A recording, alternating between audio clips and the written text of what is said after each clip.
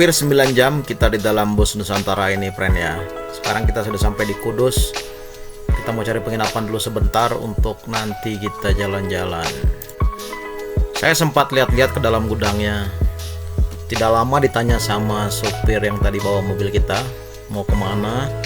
Terus kita ditawarkan untuk diantarkan menuju ke penginapan ya, friend ya. Lumayanlah kita punya waktu sebentar, beberapa jam lah untuk merebahkan mata ya, friend ya. Setelah sarapan pagi di penginapan, saya naik ojek online menuju salah satu museum yang terkenal di kota Kudus, yaitu Museum Kretek. Museum ini merupakan satu-satunya museum kretek di Indonesia ya, friend.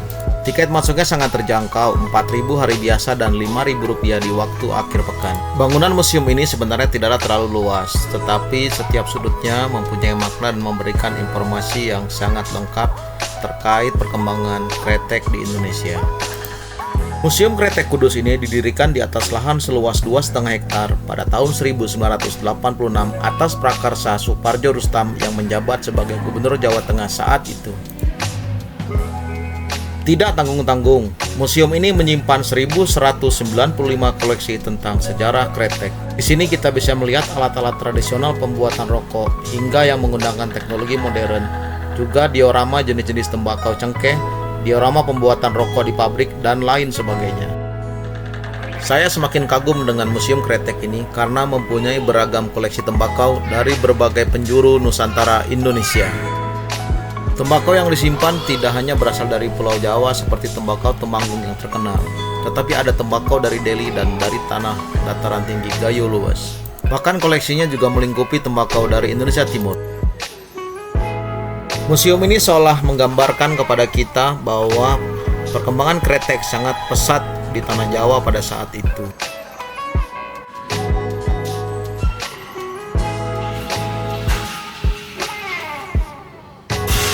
Melalui museum ini saya bisa menggambarkan bahwasanya banyak pekerja wanita yang dilibatkan dalam siklus industri rokok. Wajar saja karena tangan-tangan terampil dari wanita sangat dibutuhkan untuk kemajuan industri rokok ini.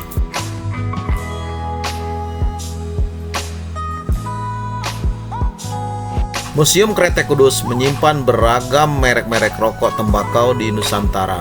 Beberapa di antaranya sudah sangat langka dan tidak lagi diproduksi. Melalui museum ini saya akhirnya mengetahui ternyata sangat banyak sekali pabrik rokok di Indonesia. Terutama pabrik-pabrik rokok yang sudah punya nama besar maupun rokok-rokok yang dihasilkan oleh pabrik yang dibuat secara rumahan.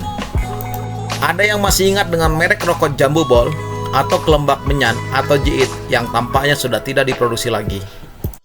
Museum ini seolah membawa kita ke masa lalu, mengenang masa-masa kecil di era tahun 90-an. Melihat berbagai merek-merek rokok yang memang dulu sangat terkenal di masa itu. Untuk mendapatkan informasi yang lebih jelas, kalian tidak usah khawatir. Di sini disediakan QR code yang berisikan informasi yang dibutuhkan. Di bagian depan museum terdapat miniatur bangunan cagar budaya yang disebut sebagai Umah Kembar Niti Semito. Jadi kalau rumah begini Pak, yang masih ada di Kudus ini Pak, masih ada itu Pak? Banyak. Banyak ya? Tapi ya banyak juga yang dijual. Oh, banyak yang dijual. Karena emang job. Oh, rumah jadi adat emang seperti ya rumah adat Pak ya? Seperti ini emang. Itu juga ada apa itu rumah kapal juga, tapi sudah sekarang sudah tidak difungsikan lagi. Itu kayu juga itu Pak modelnya? Nah, rumah kapal enggak, ya sebagian lah. Sebagian ya. Ada Kudus Kulon yang aslinya rumahnya seperti ini dulu itu.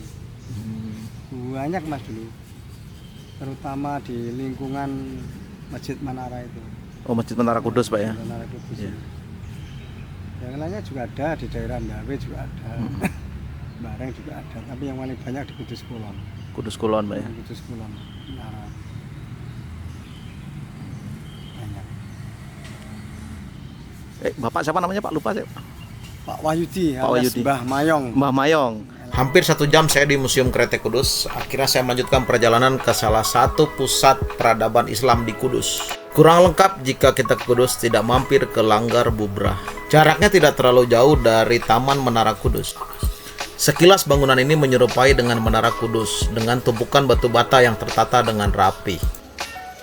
Meskipun tertata rapi, nama bangunan ini adalah Bubrah yang artinya hancur berantakan. Beberapa sisa-sisa puing-puing bangunan terlihat di bagian dalam dan masih disimpan sangat rapi.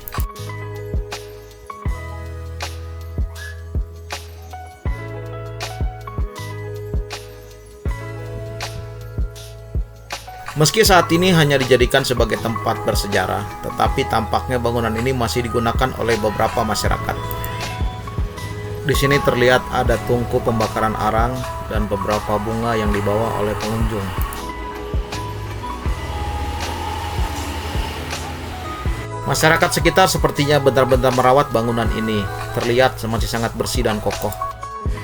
Lokasinya benar-benar berdampingan langsung dengan permukiman masyarakat. Dari Langgar Bubra, saya berjalan kaki menuju Menara Agung Kudus. Tidak jauh dari taman tersebut, saya menemukan tempat bersejarah lainnya. Masjid Al-Aqsa Menara Kudus, demikianlah nama bangunan ini. Masjid Menara Kudus merupakan salah satu peninggalan sejarah bukti proses penyebaran agama Islam di tanah Jawa. Terletak di Desa Kauman, Kabupaten Kudus, bangunan ini memadukan konsep budaya Islam dengan budaya Hindu-Buddhis, sehingga menunjukkan terjadinya proses akulturasi dalam pengislaman Jawa. Masjid kuno ini dibangun oleh Sunan Kudus pada tahun 1549 Masehi atau 956 Hijriah. Meski pernah dipugar pada tahun 1918, saya sangat menikmati ornamen-ornamen yang ada di bangunan ini. Bentuk dan ornamen setiap bangunan masih sangat dijaga dan dipertahankan. Keunikan dari masjid ini adalah memiliki menara yang serupa bangunan candi. Saya melangkah ke bagian kiri bangunan. Ternyata masih ada bangunan-bangunan bersejarah lainnya di bagian belakang. Meski terlihat memudar, tetapi tumpukan batu bata yang tertata rapi masih terlihat sangat bersih. Kayu yang digunakan untuk daun dan pintu jendela masih terlihat sangat kokoh. Di samping masjid juga terlihat ada padasan yang merupakan peninggalan kuno yang saat ini digunakan sebagai tempat wudhu.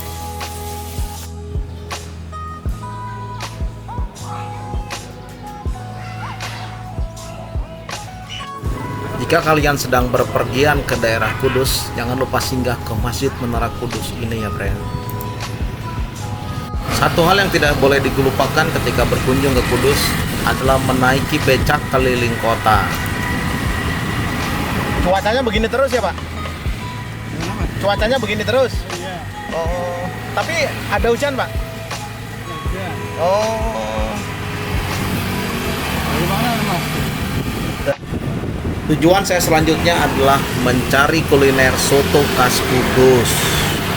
Tetapi karena sangat menikmatinya, saya jadi lupa untuk merekam videonya. Setelah menikmati seporsi soto Kudus, saya kembali menaiki angkutan umum menuju terminal bus Kudus. Mau kemana kita selanjutnya? Tunggu terus di channel YouTube kita ya, friend. Jangan kemana-mana.